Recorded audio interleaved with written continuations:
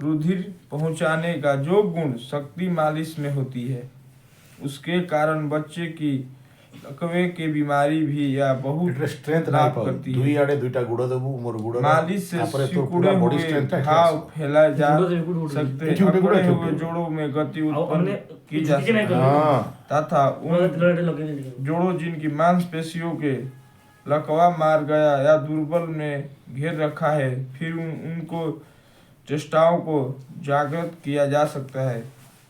ऊपर मालिश द्वारा कुछ रोगों की चिकित्सा दृष्टा रूप से दिखाई गई।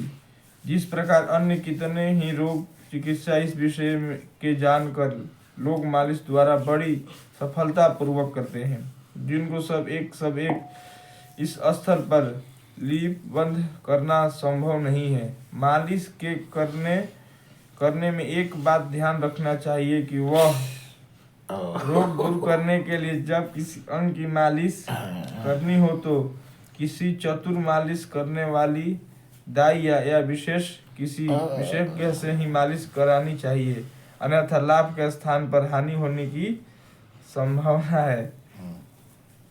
मालिश का तेल। साधारण मालिश के लिए सरसों का तेल, नारियल का तेल, तिल का तेल उत्तम रहता है। बच्चों या कमजोर रोगियों के लिए जैतून का तेल विशेष लाभ देता है। अधरंग व जोड़ों दर्द, गठिया, सैटिक आदि में लाल रंग के बोतल का तेल विशेष लाभ देता है। सिर दर्द में कद्दू रोगन, बादाम रोगन या हल्के नीले रंग की बोतल का तेल लाभ करता है। चर्म रोग पर आधा भाग नींबू का रस, आधा भाग नारियल का तेल हरे रंग की बोतल में तैयार करके रुण स्थान पर लगाया जाता है। मालिश के प्रकार एवं लाभ। प्रथम, इसके लिए मालिश की विविधा विधियों पर प्रकाश डाला जाए। यह उचित के लिए कुछ आवश्यक नियम जानने लिए जाए। मालिश करते समय यह बात कभी ना भूलनी चाहिए कि मालिश ढंग से की जाए, जिसमें रक्त का प्रवाह हृदय की ओर और रहे, जिसमें अशुद्ध रक्त की शुद्धि का कार्य जारी रहे। उस समय हृदय से नीचे की ओर रक्त की गति को रोकना परम आवश्यक है। दूसरी बात, इस संबंध में ध्यान देने की यह है कि मालिश धूप में ही उत्तम प्रकार से लाभकारी हो सकती है। रोगावस्था में रोगी जितनी कड़ी धूप आसानी से सह उसके उतने ही कड़ी धूप में उनसे बदन की मालिश करनी चाहिए। यदि धूप कड़ी हो तो उसके सिर को अच्छी तरह ढक देना चाहिए। उन दशाओं में जिनमें सूर्य स्नान माना धूप में बैठकर रोगी के शरीर को मालिश कदापि ना करे। मालिश के उपरांत स्नान कर लेना या फिर कपड़े से बदन को अच्छी तरह पोंछ लेना जरूरी है। ऐसा करने से मज्जा जंतुओं से में उत्तेजना एवं शक्ति उत्पन्न होकर मालिश का पूरा लाभ प्राप्त होता है। सही मालिश केवल अंगों का साधारण रूप से मलना ही नहीं, अपितु मलने समय की क्रिया को विविध ढंगों से गतियाँ उत्पन्न करनी होती है। इनके अतिरिक्त दीर्घ मर्दन विस्तृत रूप से हाथ घुमाकर होता है, जैसा पीठ हस्ता पादादि के मालिश में किया जाता है। ह्रस्व मर्दन दीर्घ से अकल्प विशिष्टता और पास हाथ घुमाकर होता है, और जैसे कि स्नायु पर तथा मणकों पर किया जाता है।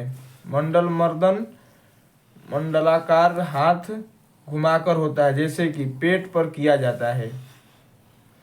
उलेपन मर्दन उलेपन क्रिया के भांति पर किया जाता है। बल मर्दन बलयाकार हाथ घुमाकर जिस प्रकार स्क्रू चलाते हैं। पिंडलियों पर किया जाता है। ताड़न मर्दन क्रिया मुक्का या हथेलियों का आघात से किया जाता है। यह क्रिया पृष्ठ भाग तथा नितिन जैसे मांसल पर भाग पर ही होती है। क्या बोला, क्या उपयोग होना चाहिए पीछे? अरे पढ़ा अभी, क्या समझा लास्ट वाला? मसल पर हाँ ऐसे आघात कर, मतलब ज्यादा हेतु से नहीं करना चाहिए। हाँ। क्या करोगे? मुष्टिका मार और वक्रमर्दन और थपथपी। हाँ, हाथ को उठा के थोड़ा सा थपथपी कर। ऐसे चाहे ऐसे करके। हाँ हाँ, चलो ठीक होती है।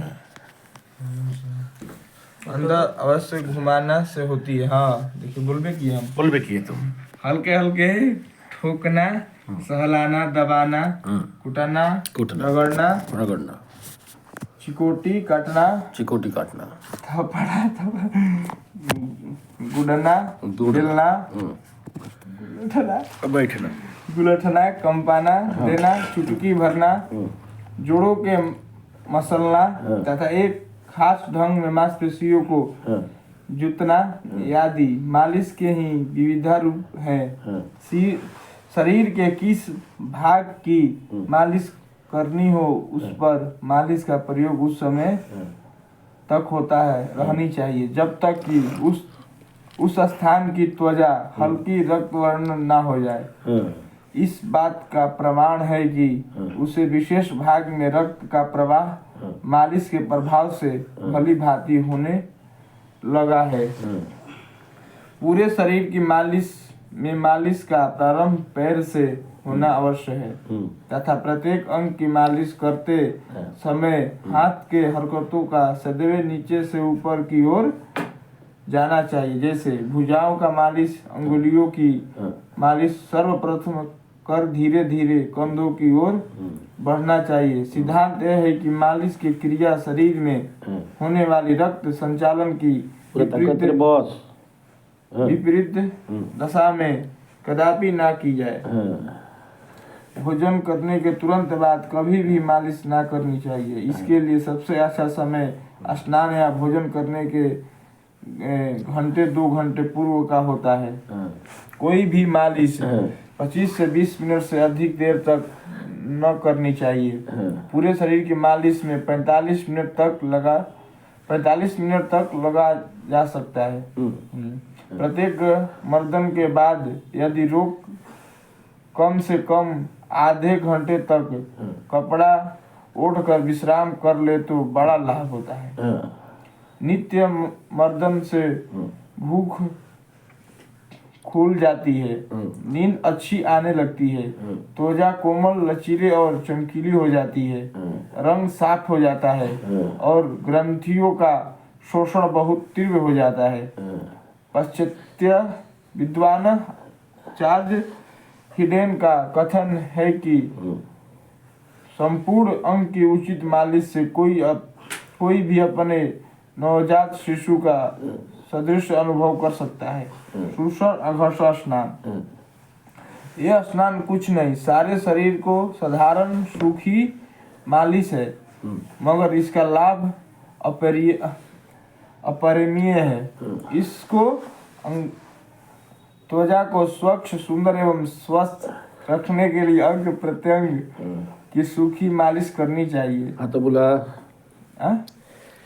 एंता, हाथ बोला जो एंता, ऐसे हाथ घुमाए नहीं, मुठा बांध, फिस्ट, जिसमें केवल त्वचा की अपितु सारे बदन का कसरत हो जाती है और चमड़े के लिए इससे बढ़कर कोई कसरत ही नहीं है। इस क्रिया से रक्त की गति की तीव्रता उत्पन्न होकर रक्त शुद्धि एवं मल रहित हो जाता है। बलवान लोग जो कसरत का चुकने के बाद सारे बदन को सूखी मालिश करवाते और उसमें 100% लाभ उठाते हैं। उसका यही रहस्य है। तेल या उबटल से जो तर मालिश की जाती है उसमें कहीं बढ़कर या सूखी मालिश की दूसरे से न करवाए। अपने हाथों से जाए तो दूना लाभ प्राप्त होता है। सूक्ष्म घर्षण स्नान के लिए अपनी हथेली से शरीर के अंग प्रत्यंग के सिर के पैर तक अच्छी तरह और तेजी से इतना रगड़ना कि सुमुझ से शरीर ललाई या छाई जाए। जांग और टांग को रगड़ते समय घुटने के सीधा और तना रखना चाहिए, जिससे रीढ़, पेट तथा समस्त स्नायु मंडल की हल्की कसरत हो जाए। इस क्रिया से रक्त अधिक से अधिक मात्रा में शरीर में ऊपरी भाग त्वचा की तरफ आकर शिराओं से फैलने का कारण बनता है, जिससे उन शरीरों के कसरत अनिवार्य रूप से हो जाती है। साथ ही साथ त्वचा के असंख्य रोग